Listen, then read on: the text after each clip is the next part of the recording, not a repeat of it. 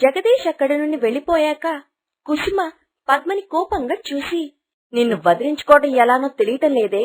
ఎన్ని ప్రయత్నాలు చేసినా నువ్వు మళ్ళీ ఇక్కడికే వచ్చేస్తున్నావు. నేనేం చేశానమ్మా?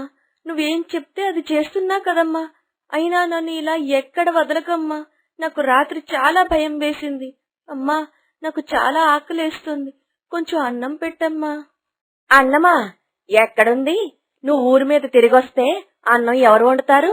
వెళ్ళి అన్నం వండి నాకు పెట్టుకునిరా. నువ్వే కదమ్మా నన్ను వదిలి వచ్చింది. నాకు దారి తెలియక అక్కడే ఉండిపోయాను. ఆ సర్లే, జగదీష్ అంకుల్ దగ్గర నేనే వదిలొచ్చానని చెప్పావో ఈసారి ఏ అడవిలోకి తీసుకెళ్లి వదిలేస్తాను. వద్దమ్మా, నాకు చాలా భయమేస్తుంది. అలా నన్ను ఒక్కదాన్ని వదిలిపెట్టకు. నువ్వు ఏం చెప్పినా చేస్తాను. నేను అంకుల్కి ఏమీ చెప్పను. నేనే వెళ్లిపోయానని చెప్తాను. ఆ సర్లే, వెళ్ళి ముందు అన్నం వండి తీసుకొనిరా. పద్మకి ఓపిక లేకపోయినా వంటగదిలోకి వెళ్లి అన్నం వండి కుసుమకి తెచ్చి ఇస్తుంది. కుసుమ అన్నం తినే వరకు అక్కడే ఉంటుంది. అమ్మా, నేను కూడా కొంచెం అన్నం తింటానమ్మా. రాత్రి నుండి ఏమీ తినలేదు. చాలా ఆకలేస్తుంది. మెక్దూలే, నాకు నిద్ర వస్తుంది. కిరణ్ని చూస్తా ఉండు. నేను లేచాక తిందుగాని. అలా కాదమ్మా, 2 ముద్దలు తింటాను. 2 నిమిషాల్లో తినేస్తాను. ఆ తర్వాత కిరణ్ని చూసుకుంటానమ్మా. ఒక్క పూట తినకపోతే చచ్చిపోలే. సరే అమ్మా, నువ్వు లేచాకే తింటాను. అలా పద్మ నీరసంగానే తమ్ముణ్ణి తీసుకుని బయటికి వెళుతుంది. కుసుమ నిద్రపోతూ ఉంటుంది. పద్మ కిరణ్ని ఆడిస్తూ బాగా ఆకలి వేసి కుసుమ పడుకుందో లేదో చూసి వంటగదిలోకి వెళ్లి కొద్దిగా అన్నం తింటూ ఉంటుంది. ఇంతలో కిరణ్ ఆడుకుంటూ వాళ్ళమ్మ రూంలోకి వెళ్లి కుసుమని లేపుతాడు. నిద్రలో నుండి లేచి కుసుమ కిరణ్ని చూసి కోపంతో, కిరణ్ని చూసుకోమని చెప్తే వీణ్ణిలా వదిలేసి ఎక్కడికెళ్ళింది అని ఇల్లు మొత్తం వెతుకుతుంది. పద్మ ఎక్కడా కనిపించదు. వంటగదిలో శబ్దం రావటంతో అక్కడికి వెళుతుంది. అక్కడ పద్మ అన్నం తింటూ ఉంటుంది. అది చూసిన కుసుమ, కిరణ్ని చూసుకోమంటే వాణ్ణి చూసుకోకుండా ఇక్కడికొచ్చి అన్నం తింటున్నావా? 10 నిమిషాలు ఆగపోయావు?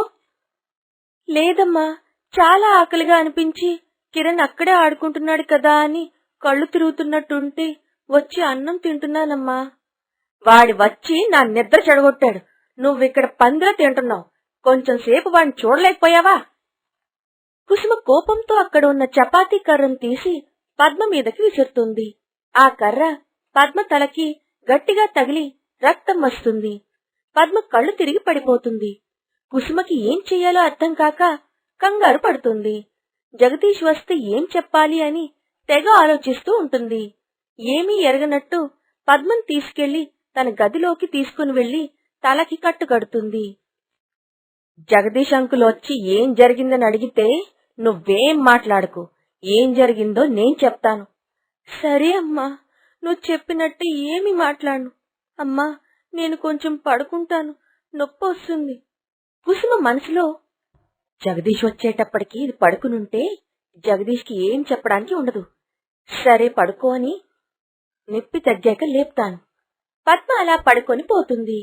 కుసుమ ఆ రోజంతా జగదీష్ వస్తాడేమో అని ఎదురు చూస్తూ ఉంటుంది. కాని జగదీష్ రాకపోవడంతో ఇంక రాడులే అని సంతోషపడుతుంది. అలా ఆ రోజు గడిచిపోతుంది. తెల్లవారుగానే కుసుమ పద్మని లేపుతుంది. ఏయ్ పద్మ, ఒసే లెగవే, బారెడు పొద్దెక్కినా లెగవు. పడుకున్న చాలుగాని లెగు, ఇంక వెళ్లి పనులు చూడు. అమ్మా, దెబ్బ తగిలింది కదమ్మా, చాలా నొప్పిగా ఉంది. ఈ రోజుకి నువ్వు వంట చెయ్యమ్మా. ఏంటి, నేను నీకు వండి పెట్టాలా? నాకు తగిలిన దెబ్బతో పోలిస్తే నీ దెబ్బ ఎంతే? నువ్వు మీ నాన్న కొట్టిన దెబ్బ కన్నానా? నాన్న ఏం చేశారమ్మా? నిన్ను బానే చూసుకున్నారుగా? చూసుకున్నారు. అర్ధాంతరంగా వెళ్లిపోయారు. నిన్ను నాకు అంటగట్టి నా జీవితం నాశనం చేశారు. ఇంతలో అక్కడికి జగదీష్ వస్తాడు. కుసుమా, కుసుమా, అమ్మా పద్మా. ఈయనొకడు పని పాట లేనట్టు ఈ ఇంటి చుట్టూ తిరుగుతున్నాడు. నువ్వన్నీ మూసుకొని ఇంట్లోనే ఉండు. బయటికొచ్చావో కాళ్ళు చేతులు విరగ్గొడతాను. అలాగే అమ్మా, నేను బయటికి రాను. అన్నయ్య గారు, ఏంటి ఇలా వచ్చారు? నిన్ననే వస్తానని చెప్పారుగా. నిన్ననే వద్దామనుకున్నానమ్మా. కానీ పద్మ రెస్ట్ తీసుకుంటుంది కదా అని మళ్ళీ వచ్చి తనని డిస్టర్బ్ చేయడం ఎందుకా అని రాలేదు. ఇప్పుడు ఎలా ఉందమ్మా పద్మకి? బాగుందన్నయ్య గారు. ఇంకా లేవలేదు, పడుకునే ఉంది. బాగా భయపడింది కదా, అప్పుడే లేపడం ఎందుకులే అని నేనే లేపలేదు. ఏమన్నయ్య గారు, పద్మతో ఏమైనా పనుందా? అబ్బే, అదేమీ లేదమ్మా. మొన్న పద్మ ఎందుకు ఆ చెత్త కుప్ప దగ్గర పడుకుంది, అక్కడికి ఎలా వెళ్ళింది అని తెలుసుకుందామని. పద్మని నేను అడిగానన్నయ్య గారు. వాళ్ళ నాన్న చనిపోయారన్న బాధతో ఏం చేయాలో తెలియక అలా నడుచుకుంటూ అక్కడికి వెళ్ళిపోయిందంట. చీకటి పడిపోవడంతో ఎటు రావాలో తెలియక అక్కడే పడుకుండిపోయానమ్మా అని చెప్పింది. అవునా?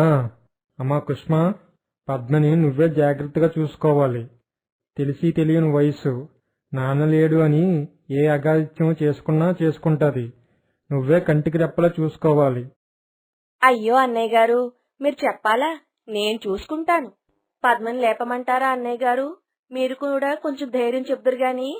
వద్దులే అమ్మా, పడుకుంది అన్నావుగా, మళ్ళీ ఎందుకు లేపడం? నేను తర్వాత వస్తాలే. సరే అన్నయ్య గారు. జగదీష్ అక్కడి నుండి వెళ్ళిపోతాడు.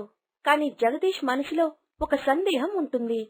ఇంత తొందరగా కుసుమికి పద్మపై ప్రేమ పుట్టిందంటే నమ్మశక్యంగా లేదు. బలరాం చెప్పిన దాన్ని బట్టి కుసుమని ఏదో చేస్తుంది అనిపిస్తుంది. ఒక కంట కనిపెట్టాలి.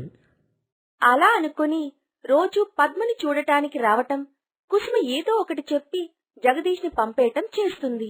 దానితో జగదీష్ కి ఇంకా అనుమానం పెరుగుతుంది. ఎలా అయినా పద్మని కలవాలని, జరిగిందంతా తెలుసుకోవాలి అని. ఇలా ఉండగా ఒకరోజు కుసుమకి బాగా నిద్ర వస్తుంది. పడుకుంటే పద్మ బయటికి వెళ్ళిపోతుందేమో అని పద్మని కాలుకి తాడు కట్టి ఆ తాడు ఒక స్తంభానికి కడుతుంది. ఎందుకమ్మా నన్నిలా కడుతున్నావు? నాకు నిద్ర వస్తుంది. నువ్వు ఈలోగా ఎక్కడికైనా వెళ్ళిపోతే, నువ్వు బయటికి వెళ్లి నిజం చెప్తే అందరూ నన్ను ఆడిపోసుకోరు. ఇప్పటికే అందరూ అదే అనుకుంటున్నారు. నేనెక్కడికి వెళ్ళనమ్మా, ఇక్కడే ఉంటాను. నాకు తెలుసులే నీ గురించి. నోరు మూసుకొని ఇక్కడే పడుండు అని చెప్పి పడుకుంటుంది. బాగా గాఢ నిద్రలోకి వెళ్ళిపోతుంది. పద్మ కూడా ఏడ్చుకుంటూ అక్కడే పడుకుండిపోతుంది. ఇంతలో కిరణ్ ఆడుకుంటూ వంటగదిలోకి వెళతాడు. వంటగదిలో నుండి గిన్నెలు పడిన శబ్దం రావటంతో పద్మ పైకి లేచి చూస్తుంది. వంటగది నుండి మంటలు రావటం చూసి, అమ్మా అమ్మా, బయటికి రా అమ్మా, మంటలు వస్తున్నాయి, అమ్మా త్వరగా రా అని గట్టిగట్టిగా అరుస్తుంది. అలా ఎంత పిలిచినా కుసుమ రాకపోవడంతో పద్మకి ఏం చేయాలో తెలియని అయోమయంలో ఉంటుంది.